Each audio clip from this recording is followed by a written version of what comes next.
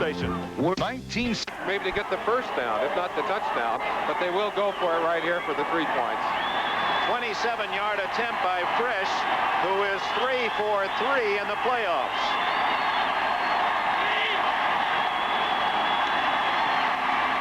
Right down the middle for the veteran from Vienna, Austria. And we have a timeout in Pittsburgh. Almost a full 14 minutes left in the first half. Houston builds its lead back to 7. It's 10-3. So the Oilers went 72 yards to get Fritsch in position for that 27-yard field goal. And now he'll kick it off to Larry Anderson, standing at the 8 for the Steelers. Just underway in the second quarter, 10-3 Houston leads, and Anderson at the 14, the 20, 25, 30, and to the 33-yard line as he slipped through an attempted tackle by Jeff Groth and finally stopped by Boobie Clark. Both quarterbacks seem to be getting a lot of time to throw, Merlin. Well, again, I think that's the footing factor, Dick. The defensive linemen have to initiate the action on a pass rush. And when you try and explode off that line of scrimmage and you can't keep your feet underneath you, you simply can't make those quick moves to get on that quarterback. I think it might mean that Bradshaw and Pastorini will go more to the pass than to the run. Bradshaw has Swan right, Stallworth left, and he is back to throw. And he completes it to Swan. First down at the 50. Swan's second catch. Art Stringer made the tackle, number 53. Bradshaw threaded that through some Houston Oiler arms. And again, the thing that happens in the secondary, when that pass receiver knows where he's going to make his cut, and he can take that easy shuffling cut. Let's watch Swan here. Watch the shuffling cut. See the little tiny steps there? And the defender cannot make that instant reaction. He's a puncher, a counter puncher. He can't get back up there because he can't explode off those feet. Plus, if he does fall down, it's a touchdown instead of a 17-yard gain. Bradshaw will throw again. Incomplete. Intended for John Stallworth. Bradshaw, pretty good pressure on him that time. This telecast presented by authority of the National Football League. It's intended for the private use of our audience. Any rebroadcast or other use of this telecast without the express written consent of the Pittsburgh Steelers and the National Football League is prohibited. Focal point of Chuck Noll, now 48 years old. His birthday yesterday. 11th season with the Steelers. As he started the decade of the 70s, he had just come off a 1-13 season and told his team, "We're going to the Super Bowl eventually, Ben," and they had to choke through some smiles in that Steeler locker room. But he certainly has led them there, and now the only team with 3 Super Bowl wins. An audible by Bradshaw. He's down to 3 seconds on the clock and dumps it off to Harris. Good solid tackle by Vernon Perry. Oh, he is quite a defender. A gain of 6, 3rd and 4. Bradshaw doesn't want to get into those long yardage situations. He doesn't want to allow them to put that extra 2 or single defensive back in there. And I think he saw right there what he thought would be an opportunity to get a quick drop to Franco and let him run a little bit. But the man of the hour, number 32, Vernon Perry. Great ball reaction here, protecting his zone, and an excellent open field tackle on Franco Harris. On 3rd and 4, Cunningham, the tight end, is split away out of your picture to the right. And it's to Bleier. First down. Out of bounds at the 36, Greg Bingham. And J.C. Wilson on the tackle. No question that Houston's defense is trying to take away the outside receivers, but they're giving them some room short. Right here, they're also giving them some room underneath. And, of course, Bleier taking advantage of that as he works against the very dependable Greg Bingham. He's led that team in tackles for 7 years now. That kind of consistency is hard to beat. The Steelers are now on the rough part of the field. The footing will not be as sure from here to the goal line. Harris, Greg Bingham made the tackle at the 33-yard line just when Harris is about to put it in that second gear. We just got through talking about number 54, Greg Bingham. He is a tremendous player. Watch the action on the inside. Curly Culp working on Webster, trying to keep his position. Webster does a good job on Culp, but number 54 fills in, slides up admirably, makes the stop. It'll be second, about 7 yards to go. And Bradshaw would like another yard or 2 on that play. He'd like about second and 5, second and 6. Both wide receivers to the left. the slot. Bleier to the 30, and that'll bring up third down and a short 4. Third and a short 4. Curly Culp and Greg Bingham on the tackle. One of the things that Curly Culp brings to that position is great strength, but he has to give up strength to this Pittsburgh team. I tell you, their offensive line, one of the strongest in football, especially in Webster. And of course, both those guys pump over 500 pounds. And Culp, who's a strong man in his own right, really is not at that great an advantage when he goes against these guys. Third and 4. Pittsburgh trailing 10-3 early in the second quarter. Bradshaw, Swan is open, breaks a tackle, and finally down at the 19-yard line. First down, Pittsburgh. Fans are booing at Oiler that came flying in after the tackle but did not hit Swan. Well, we said that Terry Bradshaw was going to have to go more to the pass, and as if on cue, he has done exactly that with this drive. And Swan, of course, doing his thing as he always does. He's nursing a hamstring and still able to make the nice cut, able to control his balance and fight for that extra yard. And Swan, well, he does handle that ball like a magician. Bradshaw looking for Swan. Too long. J.C. Wilson, who's back home here in Pittsburgh. Close friend of Tony Dorsett, number 33 on the coverage. Well, no question that Swan had beaten his man, J.C. Wilson, deep on that particular play. Let's see what kind of move he put on him. Just a little half stop there, forces the reaction up, and then gets deep. And had the ball been on target, it would have been a touchdown. 2nd and 10 as Jim Smith comes in for Pittsburgh, and Swan goes out. And again, the receivers on a day like today, and especially at that end of the field, by knowing where they're going, and these Pittsburgh receivers especially, they know this field. They know where they can turn, where they can stop, and where they can't. 9th play of this drive, Pittsburgh trying to tie it up. Smith to the right, Stallworth left. On 2nd and 10, it's Bleier. Dumped rudely at the 16-yard line as Andy Doris, finishing his best season in the NFL, 7 years out of New Mexico State, led the charge. Chuck Noll with 100 regular season wins now and 112 overall since taking the job here in Pittsburgh. He's built quite a football power, but his team trails 10-3, 9:55 remaining, first half, a big 3rd and 7.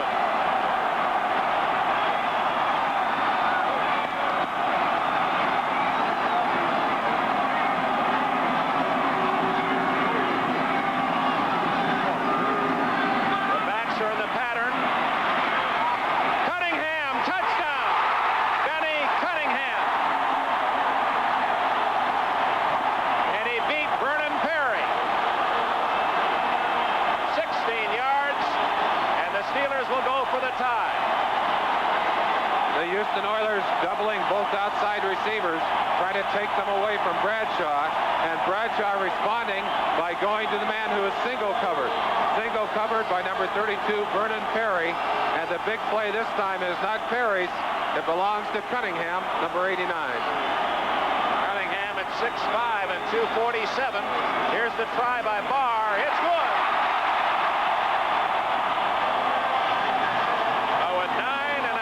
Left in the first half, we have a new game.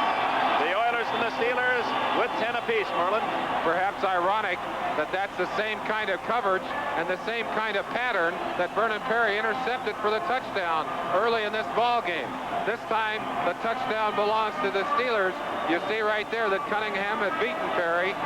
It's amazing how quick you can go from hero to GOAT in this game. Cunningham, good position, had time to turn, and Bradshaw, knowing he had that tall receiver out there, laid it up high, let him go get it. Well, and again, that end of the field is treacherous, and it's going to be especially treacherous for people who are not used to it and who have not played on this kind of turf. Actually, it looked like Perry was shielded by number 33, J.C. Wilson, his own man. We have to give him a break on that. We didn't see that in the early going. Good replay. Carter Hartwig, 36, and Richard Ellender, 85, are deep for the Oilers as Matt Bahr will kick it off.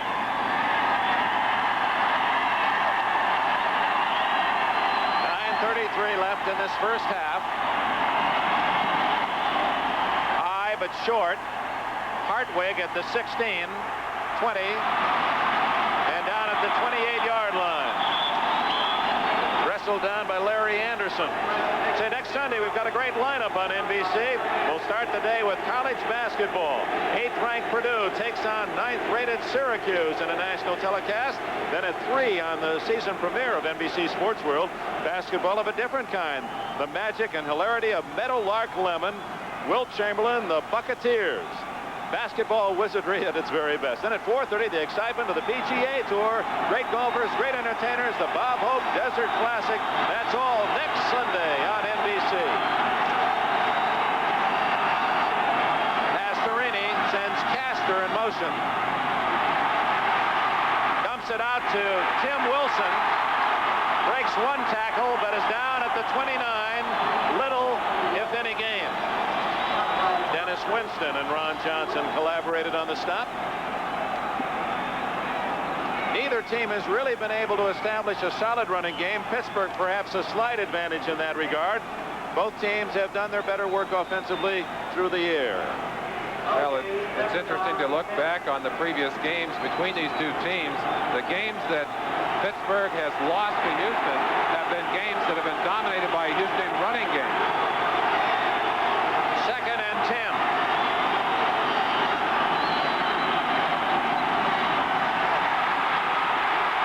Pastorini, what a catch by Renfro at the 40-yard line and a first down. Renfro left his feet too soon and still snared it. Pastorini did an excellent job of avoiding the rush. That's the most mobility we've seen out of him. You get a look at Joe Green, 75, and Banaszak, 76. Banaszak diving. Pastorini really wiped out as he got that one off. But that's another big play, and we've seen them all, 3 of them on the passing game so far for Houston, and that's where they've gotten all their yardage so far. And Renfro, even though he left his feet too soon, able to get his hands on the ball and a first down at the 41-yard line. 7:50 left first half. 10-10 tie. Campbell. A small opening, but it closed in a hurry as Robin Cole, 56, made the hit after a gain of a yard. Let's see what Campbell has done thus far. That is his 8th carry. His total yardage, 0. Well, there's no question that Campbell is not fully recovered from those injuries, and it's bothering his performance. But I would have to say, too, again, you can't run when you got a bunch of Steelers draped around your neck, and he's had them around his neck all day long. Pastorini facing a pass situation, 2nd down and 9.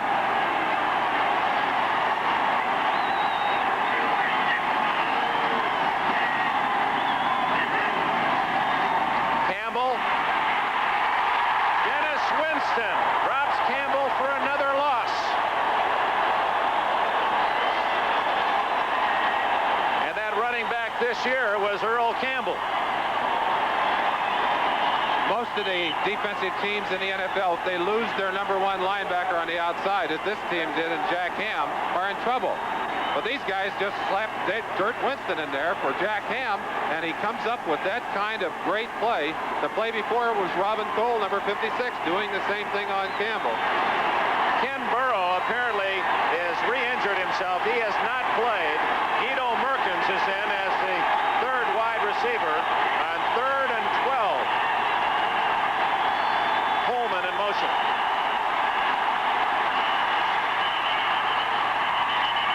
Merkins with a catch and a first down, or is it?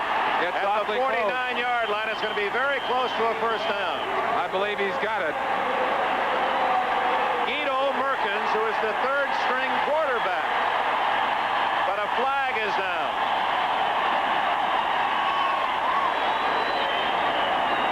Apparently, Pastorini didn't get the ball off in the 32nd time. Dick, that's one of the things that can happen in someone else's stadium when all of the crowd noise kind of seems to dominate you, and you often make mistakes like that. And also because you have to audibilize and yell more deliberately, which takes more time. Well, that's the kind of mistakes that Pittsburgh made when they played in the Astrodome, and it was one of the reasons that they lost the game down there, along with some great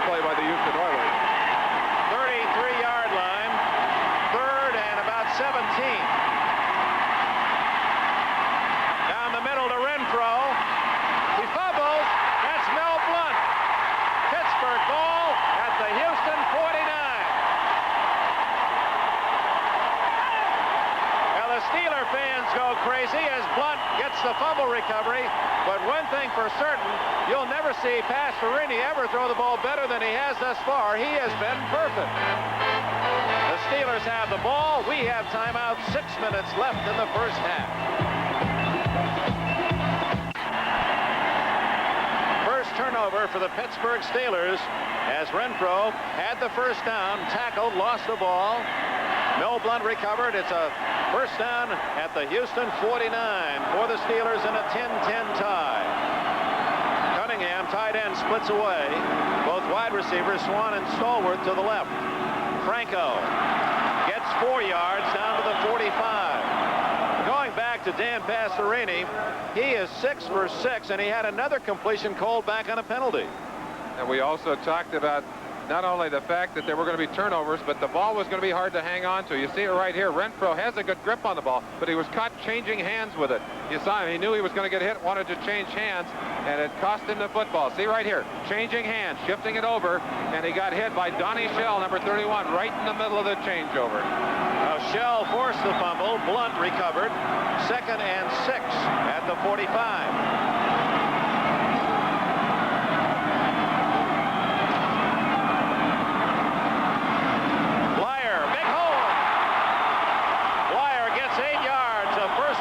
The 37. Art Stringer and Vernon Perry led the defensive charge.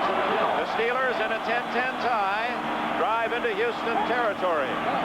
Last week against the Miami Dolphins, these Steelers just used their strength and power to blow the Dolphins off the ball.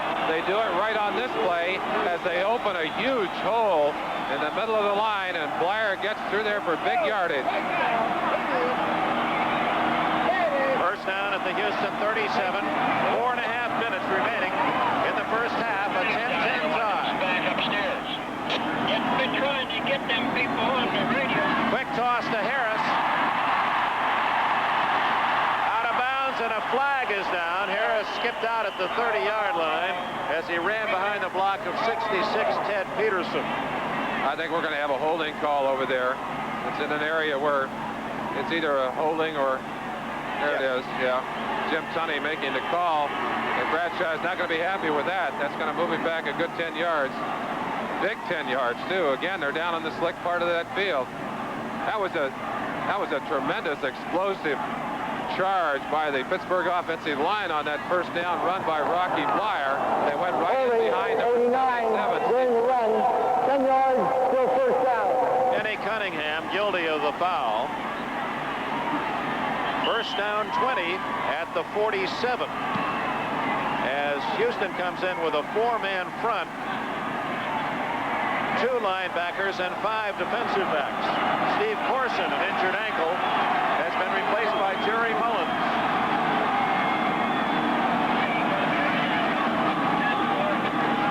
Bradshaw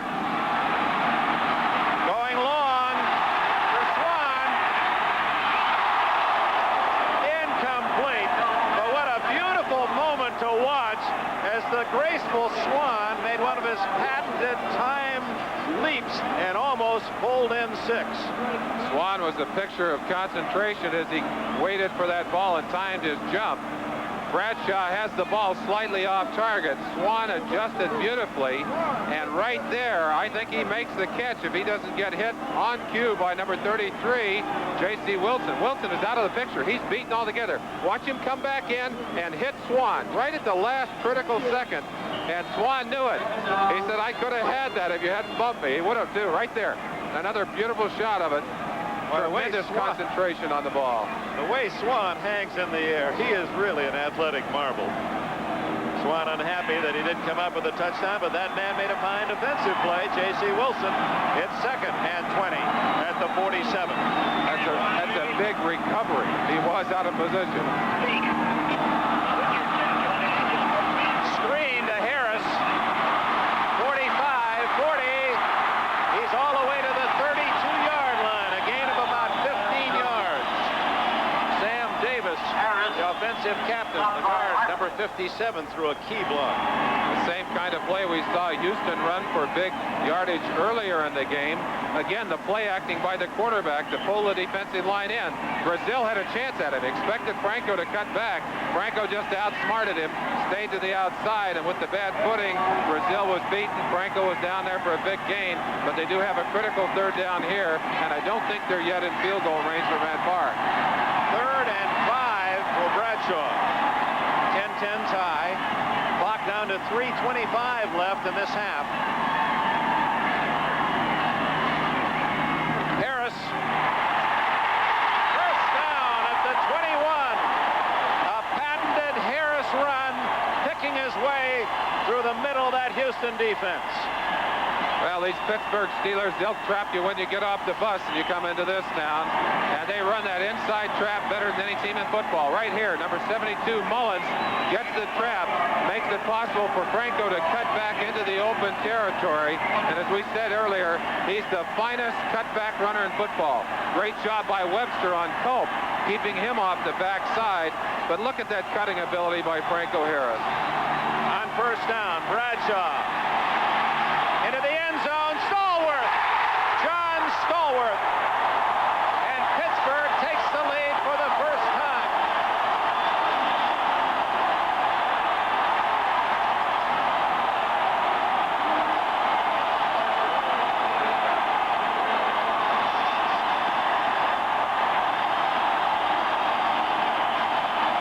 So the 5th time that Stallworth in a playoff game in a row has caught a touchdown pass. It's 16-10 as they line up for the extra point. Bahr out of Colquitt's hold. It looked like Swan was up there thinking that ball was thrown to him, went over his head and into the waiting hands of Stallworth. Kick is good. With 2 minutes and 34 seconds left in the second quarter, the champion Pittsburgh Steelers have taken the lead 17-10.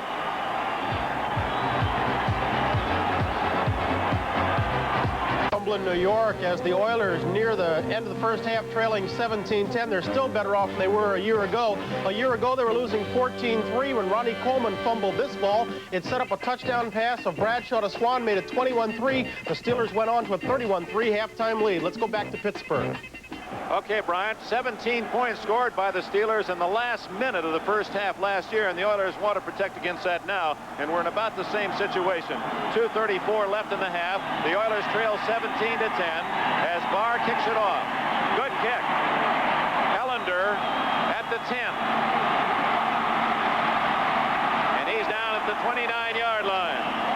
Zach Valentine, 54, rookie linebacker, made the stop. It's been a game so far of big plays, and this is the kind of patented throw and catch that Pittsburgh has had from Bradshaw and Stallworth throughout this year. Looked like maybe it wasn't going to be that kind of day, but it has exploded in that way for them. Watch Stallworth coming on his own into the end zone. Again, total concentration on that football, thinking of nothing else but catching it. They have the touchdown. I was interested, too, in watching Bradshaw, who was looking left all the time, and at the last moment almost stepped left and threw right for the score. Pastorini, a perfect 6-for-6 passing. Gives it to Campbell, and Campbell is hit at the 30-yard line. White, number 78, the veteran defensive end, made the tackle. The Houston Oilers have changed their offensive philosophy. They've gone to two tight ends and Campbell a single back in the backfield. They'd like to get Campbell off the corners and isolated on the defensive backs, but he was unable to get rolling that time. Only a short gain puts them in a long yardage situation on second down. And we have the official 2-minute warning here at Three Rivers Stadium in Pittsburgh, where the score reads Pittsburgh 17, the Oilers 10. Number 77, Steve Corson, leaving the field with an injury. Corson replaced by the veteran Terry Mullins, and Mullins on almost the first play through a great trap block that helped set up that drive to the leading touchdown by the Steelers. They're in front 17-10. Boy, the rushing totals are significant. Campbell unable to gain, and it's 2nd and 9 with 2 minutes left at the 30. Blitz. And the Oilers, fortunate that ball fell in an empty patch of Three Rivers carpet. That's a double safety blitz. Number 24, J.T. Thomas, and number 31, Donnie Shell, both blitzing to the outside. Pastorini just doesn't have enough people to pick it up, and you saw it right there. That was 24, I think, J.T. And had he been able to get that up, it's number 31, Donnie Shell, coming from the outside. Watch Shell right here. Hits Pastorini's arm just as he starts to deliver the ball. Right there. Had Pastorini thrown a fraction of a second sooner, he had Mike Barber open. It would have been a first down. Wide open. 3rd and 9. And again, the Steelers have an 11-man front. Now they back off.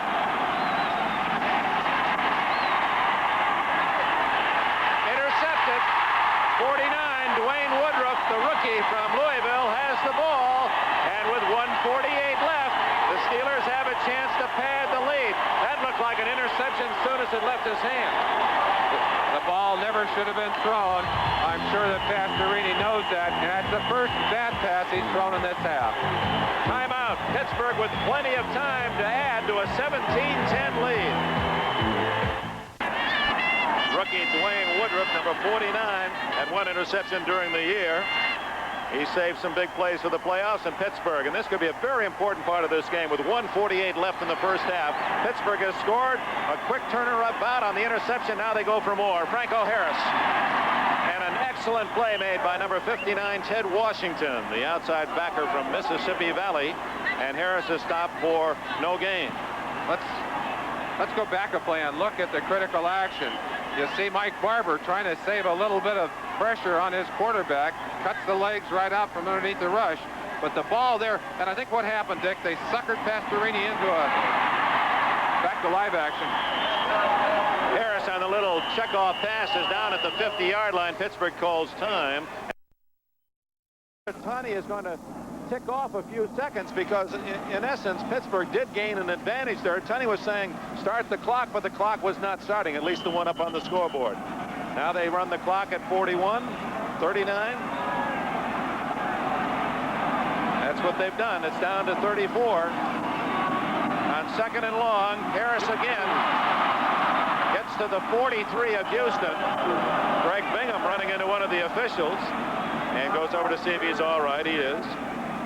4th down, and we'll make that 3rd down in about 8. Matt Bahr, the rookie from Penn State, anticipating a possible long field goal try. 26 seconds remaining as Pittsburgh exercises another timeout.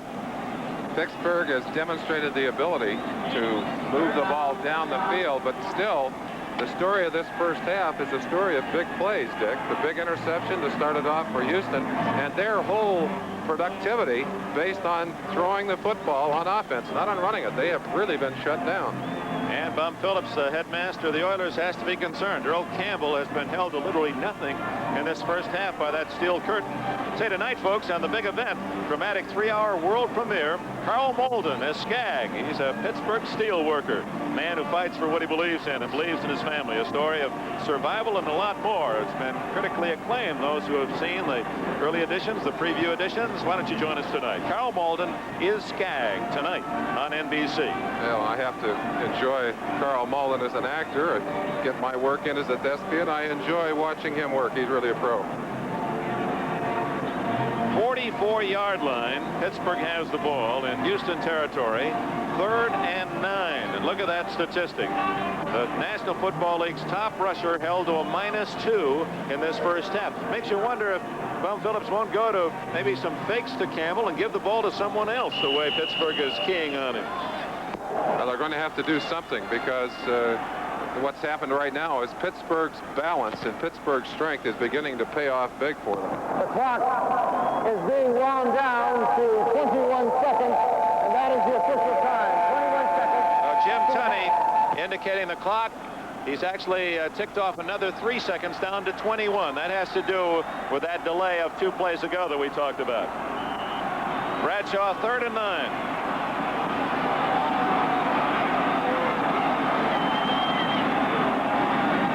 He needs another first down to get that field goal.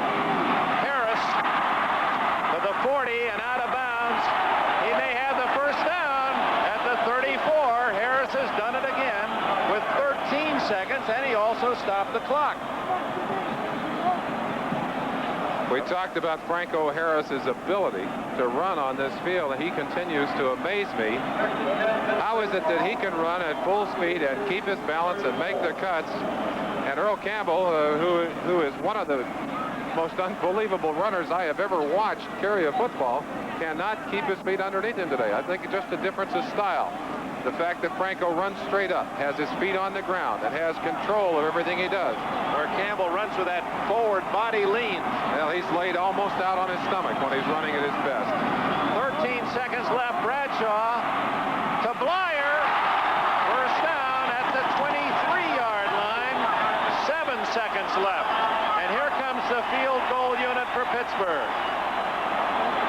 Terry Bradshaw delivering that ball right on target, but he also has to pay a price for that. Watch what happens to Bradshaw after the fact. We'll get the chance to see it here. It'll be a 40-yard attempt as you see Bradshaw. The courage that quarterback must have. Doris dumping him. 7 seconds remaining in the half, and a time has been called by Pittsburgh. That's their final timeout, an unusual one called. Apparently, the right personnel not on the field for that field goal kicking team. There was a little hesitation by Bradshaw, Merlin. You felt that Terry, with 7 seconds left, wanted one more play before the field goal team came on. Well, he certainly has time maybe to get one quick one, but obviously they're playing it safe right here. As it was last year, the final minutes of the first half so critical to the game. Pittsburgh scored 17 points. Brian talked to you about that in the last minute last year, and now they're trying to get 10 points in the last 3 minutes this season. I think what might have happened on that last play is the kicker's job. One of his jobs is to count the number of players on the field. It looked like Pittsburgh may have had 12 men on the field, and of course 12 men is a familiar theme for these Houston Oilers. They'd have loved to have seen that. It's helped them to win 2 of their games during this season, including last week against San Diego when they kicked the field goal. Chargers had 12 men on the field, penalty to the half-yard line. They ran for the touchdown, and that proved to be the difference in the game. This will be a fairly long attempt on that slick surface, 40 yards. Bahr's longest this season, 46 yards.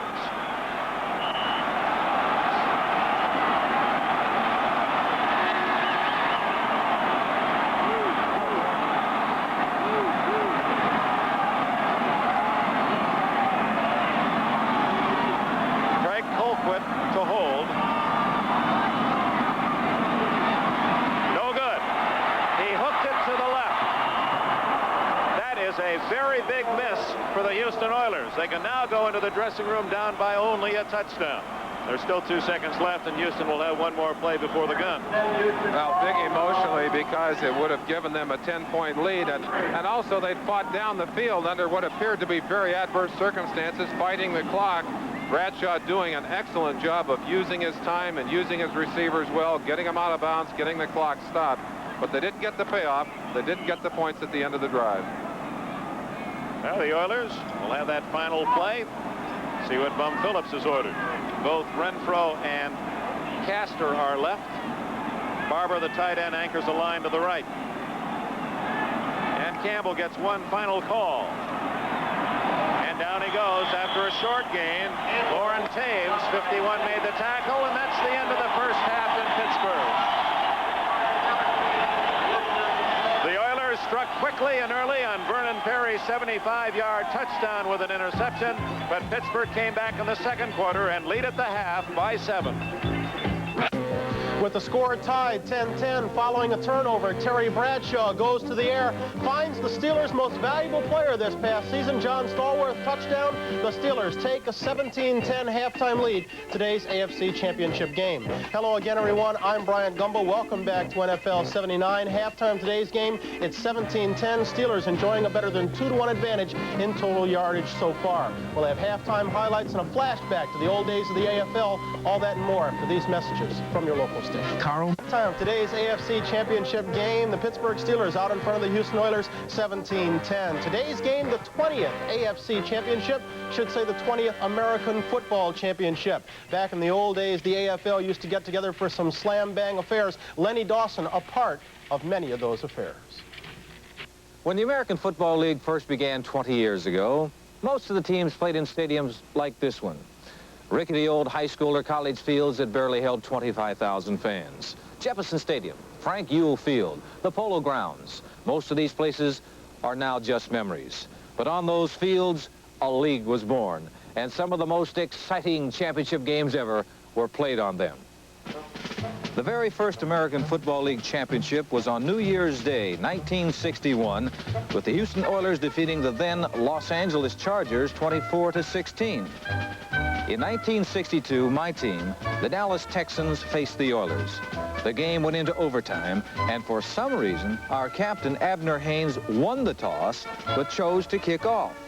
Somehow we survived, and when Tommy Brooker kicked the winning field goal, football's longest game, 77 minutes, was over, and we had won 20-17. We were a tired, but very happy and very relieved football club.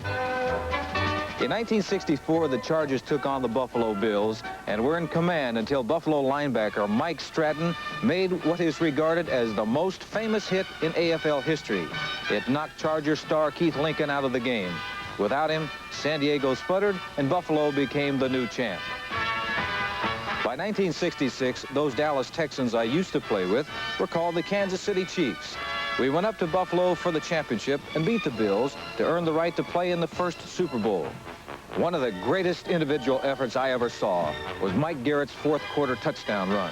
That plus 2 touchdown passes I threw were more than enough to win 31-7.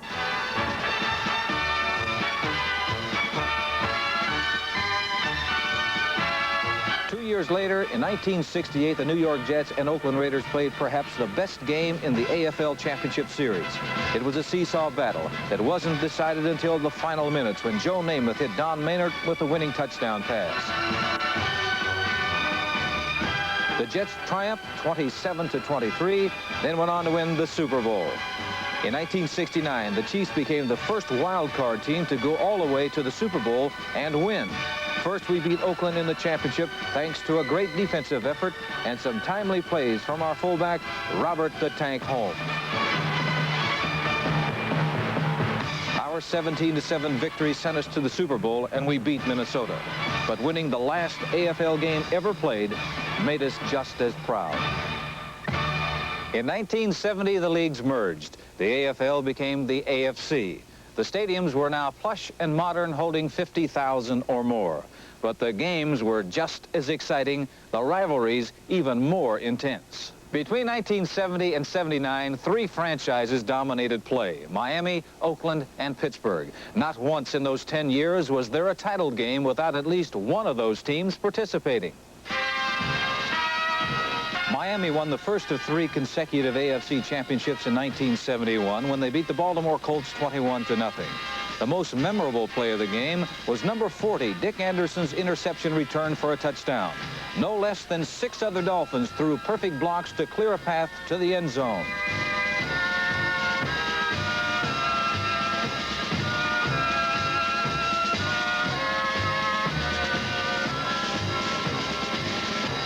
After Miami's reign ended, a team from a much colder clime, the Pittsburgh Steelers, took over.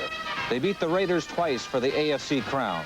Once in Oakland, the second time during a frigid Pittsburgh snowstorm in 1975.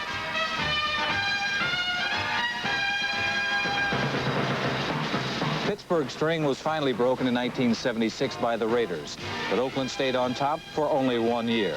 Then quarterback Craig Morton and the miracle Denver Broncos dethroned them in the 1977 AFC Championship 20-17.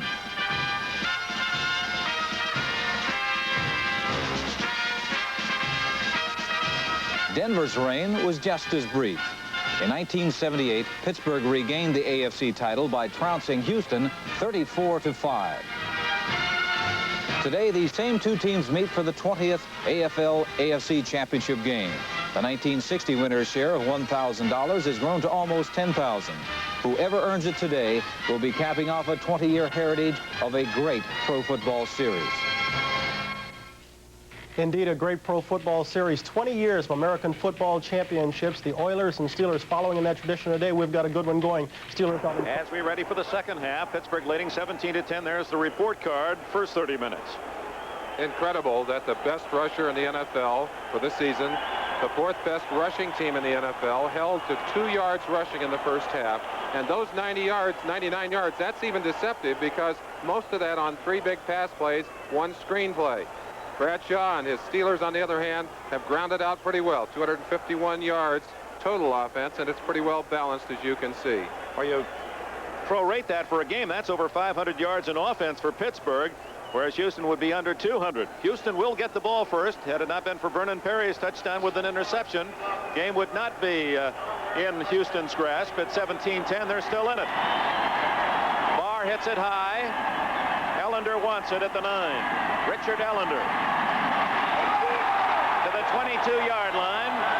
Ellender not running at full speed. He's carrying a painful hip injury. Lauren Taves, who has played an excellent game, he's made 4 tackles, most of those on special teams or special 3rd down situations. Let's see who's in that starting backfield now for Houston. Is Campbell in there? Wilson, we see his number 45. And as they break out of the huddle, well, yes, Campbell is there. So Bum Phillips did not go to Rob Carpenter. There was some speculation on the press level that Carpenter might be in for Campbell. Tim Wilson, and he gets out to the 25-yard line, a gain of 3. But the interesting thing on the first play, it was Campbell blocking for Wilson, not Wilson blocking for Campbell. Maybe they've changed their philosophy about who is going to carry the ball and who is going to block. Again, Ken Burrow, one of the 3 key players for Houston that was injured last week, has not seen any duty today. And Renfro is the wide receiver to the left. Richard Castor, wing to the right. Tight end is Barber.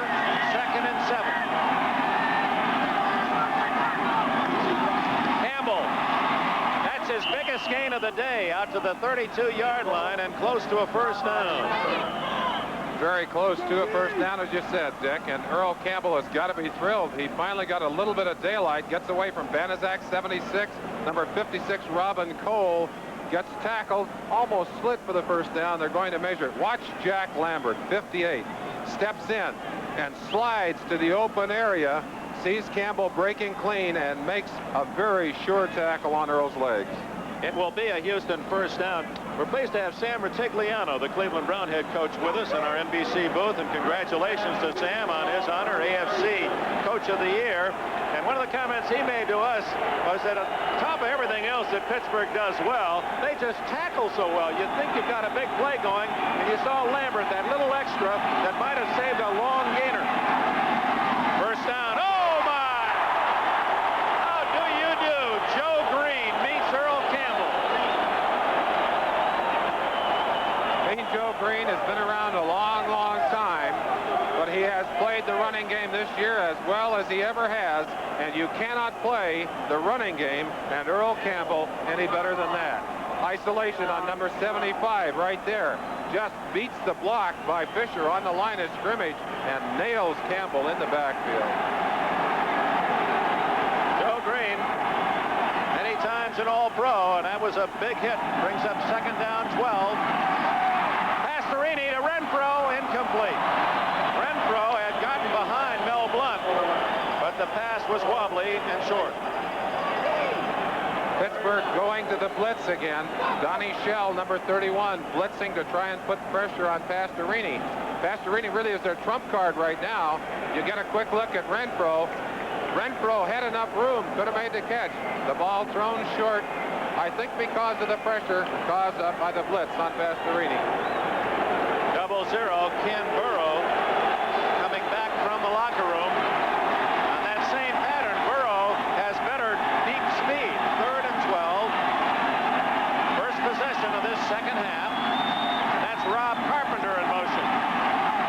Carpenter hit immediately at the 33 by Mel Blount. And Blount still after the Oilers, and there's a penalty flag, and someone is going to be hit with a personal foul. It looked as if Blount were the guy that was causing the trouble. I think Blount was just trying to hold Carpenter so he wasn't going to get in the fight with Lambert, who apparently had hit him quite late, but well below before the whistle snapped. And again, Dick, you got to understand that these teams are very emotional on the field. Double foul, unsportsmanlike conduct, 26 right, 47 dust. Fourth down. Well, they're going to hit the double foul. I think Blount was trying to be a peacemaker. That's not his usual role. Rob Carpenter and Mel Blount, the man with the ball and the man tackling the ball carrier, hit with a foul. No harm really in that penalty. It brings up 4th down on the dead ball foul, and 10 yards plus for Houston. So Theo Bell drifts back into the Pittsburgh 29-yard line as Bum Phillips punter. Cliff Parsley, he'll deliver from about the 23. Had only one punt in the first half. It was a short kick.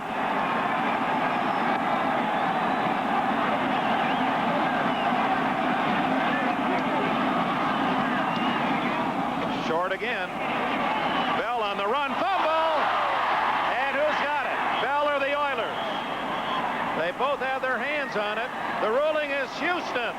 The Oilers get a break, and they needed something of that sort. Trailing 17-10. Bell coming up to catch that dying quail and fumbled it forward to the Oilers. It appeared that David Carter covered the ball. It's almost as if this were in the script. Coming up to try and field that ball on a cold day when the ball is slick. Theo Bell might have been well advised to let it go. Watch it again as it comes down short, and Bell either has to get up quick enough to get position or stay away from that football. Big turnover, a chance for Houston to do something here. On the muff, it's 1st down at the 41. Pastorini play action. Goes for Barber. Incomplete. Barber trying for the one-handed catch as the pass was high, and he took quite a pop from Mel Blount. Steve Furness at the other end was pressuring Pastorini. The battle between these two teams is as physical as any battle in football. Pastorini hit as he gets the ball. Barber hit as he reaches for the football. Mike Barber, a fine tight end, operating with 2 sore knees out on the field. He's given it everything he can. And boy, you can't help but remember the shot he took last year from Wagner that put him in the hospital with an operation. When the plane got here yesterday, he went to the hospital to see Wagner, who was in the hospital. Wagner just checked out, but that's the kind of guy Mike Barber is. 2nd and 10. Pastorini trying to call out his audible, and Campbell is tackled immediately by Joe Green. Green is just overpowering his man.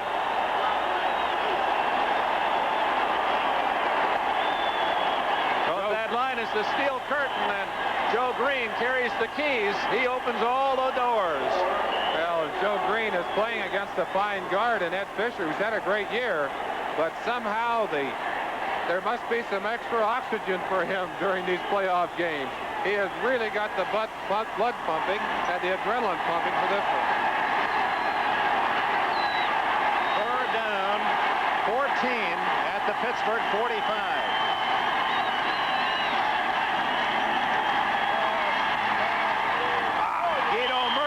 Unable to grab the ball. Lambert made the tackle, or made sure that Merkins was down had he caught it. And that Steeler defense gets a standing ovation.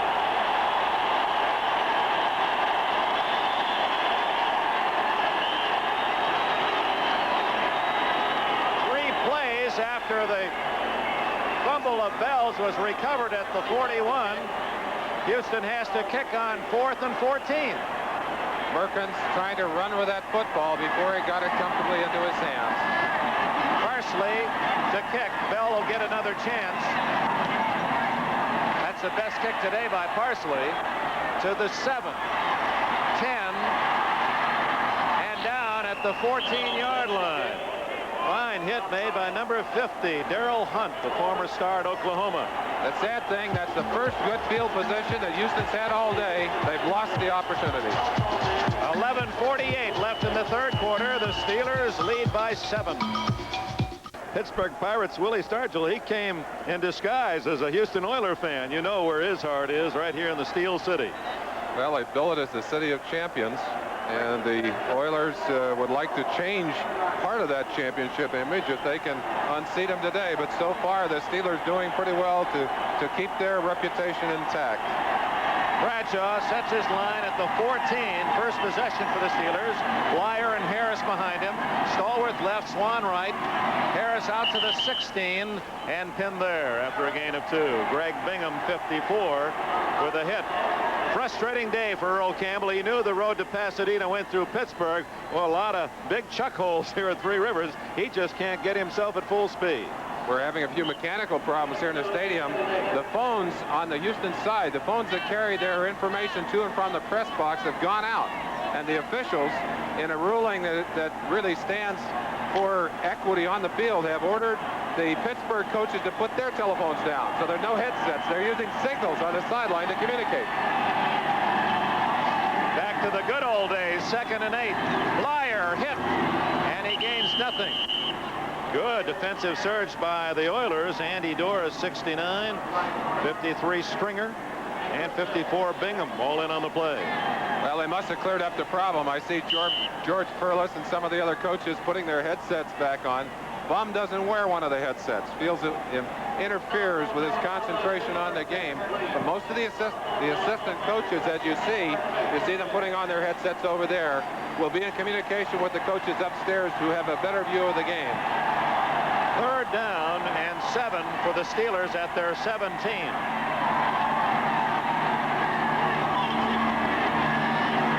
Pittsburgh leading 17-10, and Bradshaw's first throw of the second half, scrambling and hit down at the 9-yard line as Doris made the play again.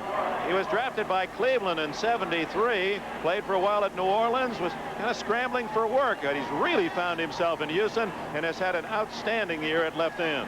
That's the 3rd sack of the day, and that's very important because it backs the punter into the end zone. Any mistake down there is a possible 3 points or maybe even a 7-point, maybe a safety. You don't want to make a mistake when you're backed into your own end zone. Houston should come up with good field position again. Colquitt takes a snap from Webster and drives a beauty. Ellender all the way back to his 45. Has some blockers at the 50. Down he goes. One man ran right through all that blocking wall. Robin Cole, number 56, and not only stripped the interference but made the hit. One of the questions that might be asked, why is Ellender in there? We'll talk about that after we get back from commercial. 46-yard kick under pressure by Colquitt. The Oilers had the ball at midfield. It looks like a Pittsburgh pistol against a Houston cannon. Well, the reason that they have a tube out there is so that live heat, or very hot flame there, doesn't come out and burn anyone. Your hands get a little numb. You stick them down thinking you get them warm. If it's too hot, you might burn them. Houston at its own 49-yard line. 9:46 left in the 3rd quarter. The Oilers trail 17-10. This is Campbell. He can't get outside. And a flag is down at the 50-yard line. You saw the speed of Ron Johnson. There's an indication, too, that Campbell isn't 100%. You won't see him do that very often. Got to wonder what the call is, whether it's Campbell for pushing in the face or something into the face mask by Ron Johnson. Or Blunt, actually, probably on the face mask, yeah. Against Pittsburgh. It was Johnson over there. Shot right here. Campbell, when you get him outside, get him isolated one-on-one on a back, normally, when he is healthy, there is no there you see it right there. He just grabbed that right hand right on the mask. I think maybe Earl knew he had the yardage. Why hurt yourself on that? He's getting a lot harder. Grabbing the face mask during the run. 5 yards, first down. First down. Actually, they marked off a 7-yard penalty. The line of scrimmage was the 49. They marked it off from the spot of the foul, which was the 49 of Pittsburgh. So it's 2 yards plus the 5 on the penalty and a first down. Tim Wilson. And he uses a straight arm and gets out of bounds at the 43 into the Steeler bench. It'll be 2nd and 9 for Houston. The Oilers trail the favored Steelers 17-10. In case you joined us late, Vernon Perry, the star of last week's victory at San Diego for Houston, intercepted a Bradshaw pass in the first couple of minutes of the game, went 75 yards for a touchdown to give Houston an early lead. Pittsburgh kicked a field goal. Oilers came back to kick a field goal to make it 10-3. Then Pittsburgh, in the final portions of the first half, scored on a couple of touchdowns to take the 17-10 win. 2 touchdown passes to Swan and to Stallworth. Play action. Barber, incomplete, and what a hit by J.T. Thomas, number 24. That's the kind of pass that quarterbacks have to apologize for. He hung that ball up there. Barber had to wait and wait for it, gave the defenders time to get over, and they really made him pay the price. Watch the ball hang a little bit, and while he's waiting for it, J.T. Thomas covered the ground and just destroyed any opportunity to catch it. Barber is open. The ball needs to be thrown quicker. The timing off, and again, I think you'd have to probably lay that off on Pastorini's injury. He hasn't practiced much in the last 2 weeks. J.T. Thomas, playing for the injured Mike Wagner, made the defensive play. 3rd and 8. Good protection. This is Carpenter at the 40, and he twists down to the 37. That's not enough for the first down. We'll bring up 4th and 3. A little hesitation over there. Excuse me, Dick. A little hesitation. They may go for it here. They haven't had good field position except for the 2 times they've gotten the ball in this half. One time on the fumble and then this time. And Bum is, he's going to go for it. It's a big, boy, now that's, you talk about your riverboat gambler. There he is. 4th down and a long 2 yards. Normally, this wouldn't be a bad gamble because Earl Campbell picks up the yardage in this situation, but not the way Campbell has run today.